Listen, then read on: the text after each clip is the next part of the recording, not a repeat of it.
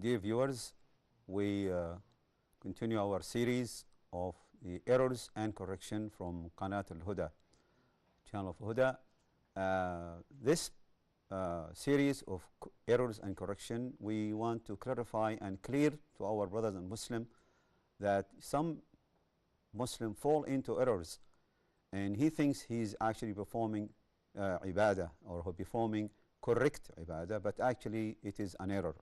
So our ultimate goal of this program or this show is to clarify and make it clear, to make the errors, to show the error and clarify, make it clear, and also to show the correction of this error. So today also we continue. One of the errors also that people fall into is building some masajid. They build masajid on the top of graves or cemetery, and this is, of course, in Islam, this is not actually permitted. So the Muslim, anyone who wants to build a mosque, to build a mosque, he should actually not to build it on the top of grave or allowed a grave inside the masjid, because any masjid has a grave inside it, salah inside the masjid is invalid, is not acceptable, because our Islam forbidden having graves inside the masjid or building a masjid on the top of a grave. Also, or performing salah towards a grave. Unfortunately, some Muslim who are actually either are not aware of this sin, or they have a belief. They believe in the people who already dead, in the dead people, and they call them awliya. And absolutely, this is shirk. This is absolutely taking partner with Allah subhanahu wa ta'ala. And this is the worst. This is actually a very major sin, that to perform salah at front of a grave, or have the intention to make your salah for this person. And this is absolutely shirk. So Muslims all over the world who are performing that or doing this, they should stop and they should fear Allah subhanahu wa ta'ala, because Allah subhanahu wa ta'ala considered this shirk, and Allah subhanahu wa ta'ala said, إِنَّ اللَّهَ لَا يَغْفِرُ أَنْ يُشْرَكَ بِهِ وَيَغْفِرُ مَا دُونَ ذَلِكَ لِمَنْ يَشَاءُ. Allah, we will not forgive any person take partner with him, but he will forgive anything less than that. Whenever Allah subhanahu wa ta'ala, he said anything less than that, he may forgive it. But shirk, taking partner with Allah, this will not be forgiven at all, unless people repent, before they die, and they stop doing this. Also, one of the errors that women also fall into, the woman who die, any woman or the wife who her husband died, the sunnah, or actually the obligation on her, she should actually stay in hidad, stay 4 months and 10 days before she get married, before she accepts somebody to marry her. This is actually one of the rule of Islam.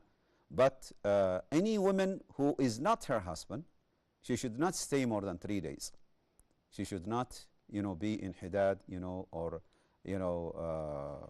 because of the dead man, whether her father or her son or her uncle, she should not, stay more than 3 days.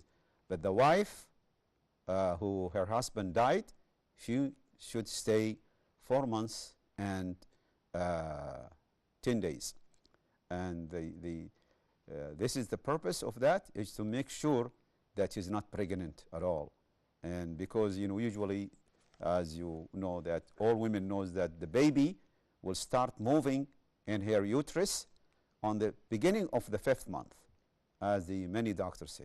So this is the hikmah, this is the wisdom why the wife, when her husband dies, she should stay 4 months. She should wait actually 4 months and 10 days before she remarried again, or accept anybody to marry her, to make sure that her uterus is completely clear from children, from babies. And also, the woman who died her husband should stay away from taking care of should not shoot perfume. She should not accept people to ask her hand for marriage. She should not leave home unless there is necessity for her. She should not wear attractive clothes that may attract people to her. She should, during this 4 months and 10 days, she should stay away from perfume. She should not go out unless she have to. If she is the only one who are supporting her family, many scholars said she can go to work. She can go to work. If there is nobody help her to bring her, food or anything she need for the house for her children, she can go out and go for shopping. If she need to go for shopping, she can go for shopping. But again, she should not go out with attractive clothes, or she should not actually put perfume. She should not actually talk too much with other people. She tried to be humble. She should be polite, stay away from any attraction, or anything can go under temptation. Also, some women, when anyone loved ones, one of her loved ones died, whether a father or a son or a husband, they try to cry, with loud voice, and they may tear their clothes, and maybe they pull their hair, and maybe take some sand and they throw on their faces. This is absolutely haram in Islam. This is not only error, this is also haram. The women should not weep loudly. She should not cry loudly. Crying, or with tears. Rasulullah sallallahu alaihi wasallam, when his son Ibrahim died, he cried sallallahu alaihi wasallam, but only with tears. He was not crying. He was not weeping. He was not yelling, sallallahu alaihi wasallam. But what I'm trying to clarify, or actually to clear, I'm talking about the women who cry loudly, and they tear their clothes, and they cut their hair, pulling their hair, throwing sand on their faces, and they said, oh, like, who's gonna take care of us? Oh, and she forgot she forgets, her God, Allah subhanahu wa ta'ala will not forgive you, will not forget you. So any woman who does this, she must really stop doing it, because this is absolutely very major error. Also, not only that, some women, what she does in some country, she will hire other women to cry for them. She will hire women, she will give other women money. Please come and cry with me for the one I lost, for my loved ones, my husband, my father. She will give money to women so they can cry, and also cut their hair, tear their clothes, and just for show, And this is also, again, it is haram. Now we talk about also some errors in fasting. Some people, Muslim, they are not aware that they should not actually fast during the days that you should not fast, like during the Eid al-Adha, Eid al-Fitr. The first day of Eid al-Fitr, which is Eid after Ramadan, it is not allowable. It's not allowed, and it is not permissible for the Muslim to fast the first day of Eid, either Eid al-Adha or Eid al-Hajj. Even Rasulullah sallallahu alaihi wasallam, he said, whoever fasts 6 days, after Ramadan, man sama Ramadan wa atba'ahu sitta min Shawwal, kaman sama ad-dahra kulluhu. Rasulullah sallallahu alaihi wasallam, he said, whoever fasts 6 days, who fasted Ramadan and then follow it with 6 days, he will be considered like if he fasted the whole year. But it doesn't mean that you fast the first day. First day will Eid al-Fitr. It's not allowable, it's not permitted to fast the first day. Same thing applies to the Eid al-Adha, because we're not supposed to fast these 2 days now. Also, the Yam al-Tashriq, except for those people who could not afford to pay because when you are making tamattu or you're making qiran, you should slaughter a lamb or slaughter sheep for this, ritual, because but people, there are some Muslims who cannot afford to buy the sheep or the lamb, so we call it al-hadi.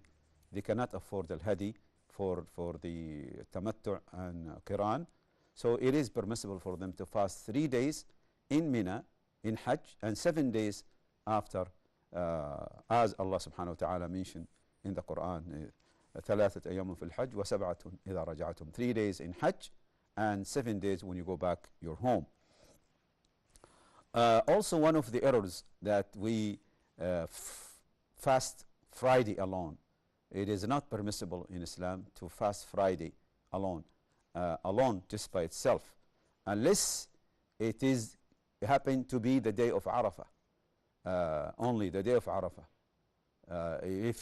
If the day of Arafah comes on Friday and you are not performing Hajj, you are not in Arafah, then it is permissible to fast Friday, because you fasting it as the day of Arafah or the 9th, because it is a sunnah that people fast the 9th of Hajj for those Muslims who are not performing Hajj.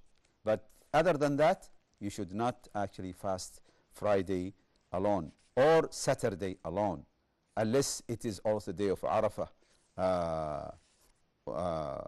Also fasting the whole year, because the best fasting is to fast 1 day and to break your fast 1 day. This is if you insist to fast all the year, then you just fast 1 day and then you break your fast 1 day. It is not permissible to fast the whole year. Also, one of the errors that many Muslims fall into, they have this belief that they should fast the middle of Sha'ban. In the 15th of Sha'ban, many people believe that we should fast. This is not really true.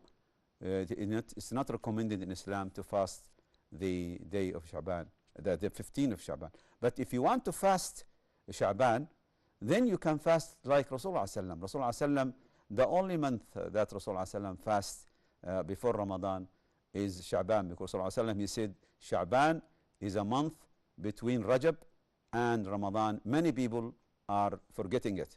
Sha'ban بين رجب وشعبان وكثير من الناس, many people don't actually give attention to Sha'ban. So if you really want to fast Sha'ban, then you fast, no problem, to fast Thursday, Monday and Monday and Thursday in Sha'ban, and to fast the white days 13, 13, 14, 15, or fast the whole Sha'ban, but don't just concentrate on the 15 of Sha'ban. Dear viewers, we conclude our episode for today, and we shall looking forward to you next time. Assalamu alaikum wa rahmatullahi wa barakatuh.